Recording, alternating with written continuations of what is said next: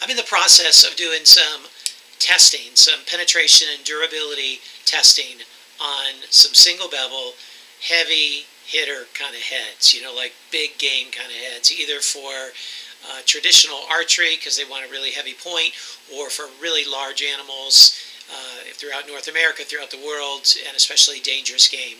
And so I completed in an earlier video the light heavyweight round, as I called it, and those were 200 grain single bevel heads.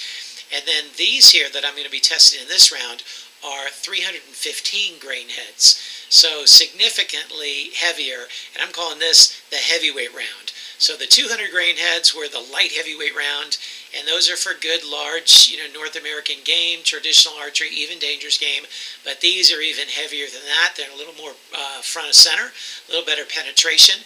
And the two I'm going to be testing here are the Bishop Bridgeport 1 and 1/8 inch cutting diameter. Actually, both these are 1 and 1/8 inch cutting diameter. But the Bishop Bridgeport in 41L40 CNC machined tool steel. And then this one is the Grizzly Stick 315 grain stainless steel. And so as you can see, they have the same cutting diameter, but the Grizzly Stick is significantly longer. It's their Ashby head, and it goes in the 3-inch to 1-inch design, the 3-to-1 ratio, whereas the Bishop designs it. They don't believe you need to do that to optimize penetration and rotation, and so they make it a little bit shorter for better flight and so forth. So unfortunately, from the previous tests that I was doing on the 200 grains, I put it into this wood, and it's over an inch thick of plywood, and the heads are still embedded in there. I used too much wood. I was hoping it would go through and I could just unscrew it from the other side, but no such luck. They are like deeply embedded, and I worked on it with a knife and tools for about half an hour, and now I'm charging up my drill so I can just try to drill holes around it and get those out. So I'm going to be shooting these, for fairness sake, into the same medium there. And but when I'm doing so, you're going to see the other head still embedded in the plywood because that's where they remain. And the total arrow weight on this is just like the previous video. If you've not seen the previous video of the light heavyweight round, then check that out. But this is the heavyweight round, and the total arrow weight is right again. Actually, with this extra head, then it'd be around 720 grains. So about 720 grains of total arrow weight. Let's see what happens. Here you can see those top two heads that I just shot, the 315 grain heads embedded in the plywood, and they both penetrated well. You know, the Bishop perhaps a little bit further there. And this time it was encouraging to see that the Grizzly Stick did not shear off as it did. You can see the one below it. Right below it is the 200 grain Grizzly Stick that sheared off in the ferrule. This one did not. So both of them endured that. Here's a picture of the wood. This is the two slabs of plywood. I actually just remeasured it. It's 1.25 inches. And it took me a couple hours with a drill, actually about 1.5 hours with a drill to get all these out. And if you can see there, even in case you think maybe these single bevels are not too sharp, yeah, my finger can testify otherwise. I looked up and I saw all this blood on the board, and I thought, where is that coming from? And I couldn't find it. Then I looked over, and my pinky had just opened up on the Bishop S7, right there, that one, the big giant 600 grain on the back edge. I hadn't realized how sharp the back edge was. I knew it was sharpened, but I didn't realize it was pressing against my pinky, and it opened it up real good. Now we're continuing the heavyweight round, and all three of our 315 grain heads prevailed through the 1.5 inches of plywood, and so now we're going to go into this round and see what happens. I got two pieces of sheet metal. They're both 22 gauge. And I did that. You can see the holes that are already in them. The two slices on the left are from the 200 grain heads, the light heavyweights. And now we're going into these heavyweights, and I'm going to be shooting in alphabetical order the Boyer, and then I'm shooting the Bishop Bridgeport, and then I'm shooting the Grizzly Stick Ashby head.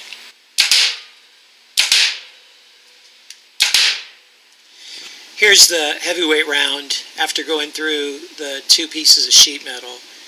And you can see the 3 holes, and again, on the far left is the Aboyer, in the middle is the Bishop Bridgeport, and then on the far right is the Grizzly Stick Ashby. And you can see from the holes that they're similar to the last time. I taped up the light heavyweight round, the 200 grain heads, but you can see they're very similar. The Bishop Bridgeport is slightly bigger, it has a little bit more S-cut. It's getting a bit better blade rotation through those plates.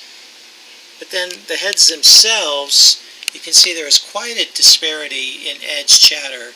If you look first at the Aboyer, you can see that edge got, I don't know, quite a bit of chatter. I mean, not too much, but a little bit. It looks a little bent up. I'm going to have to spin check them after this. But it got a little edge chatter there.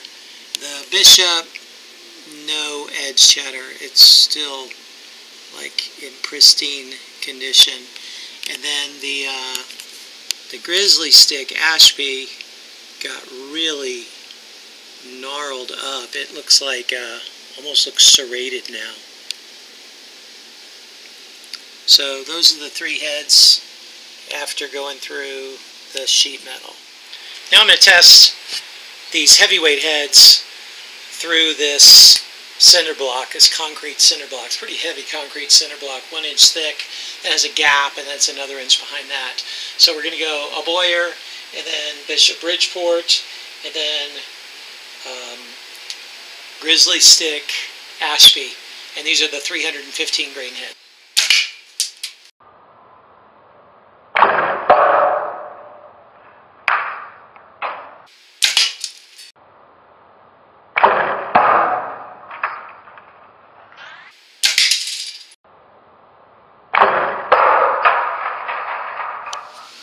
This was a cool test. So first the Aboyer went in right here and actually did poke a hole through it. That's impressive. And it opened up a good amount of stuff inside, but it did break off. The tip broke off in the penetration.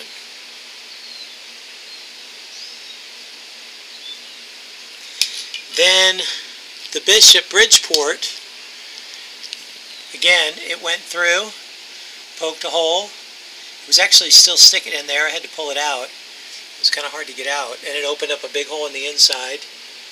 And it is still in excellent condition. It's just covered in concrete. I don't even know if it got nicked up. And then the Grizzly Stick Ashby, you can see the head. It's still stuck in there. It may have poked through. I would guess it's poked through. But there is like the last chunk of the head. And you look at it here, you can see it by far had the most damage. It did not fare so well. Now concluding the heavyweight round. These were the 315 grain heads that I was able to test, and it was kind of cool seeing them through the different mediums. You saw it all. The Aboyer performed pretty well, but then ended up breaking, and actually it got a little bent along the way as well, and I wasn't able to screw it all the way into the ferrule, but that wasn't as significant as it just shearing off at the end when I shot it into the concrete. You saw the Grizzly Stick Ashby head just completely shear off and experience quite a bit of edge chatter before that. These are not, in my mind, they're not suitable for dangerous games heads. I would never use it. They're too brittle, and they can't withstand the rotation of a single bevel head in heavy mediums.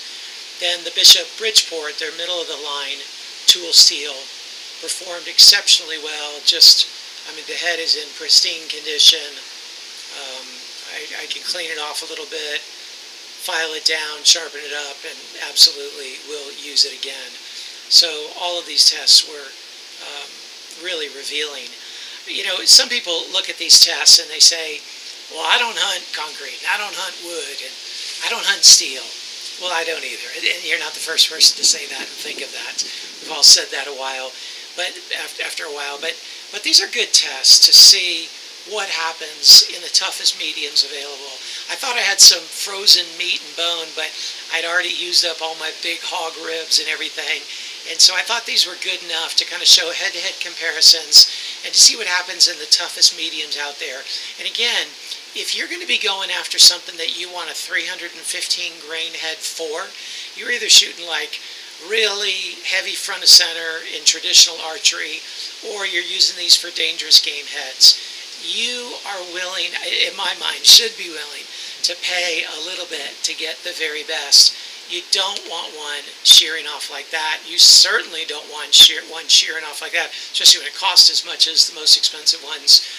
But you do want one that can stand up to steel and concrete. Then you know it's going to stand up to elephant, Cape Buffalo, and those kind of things as well.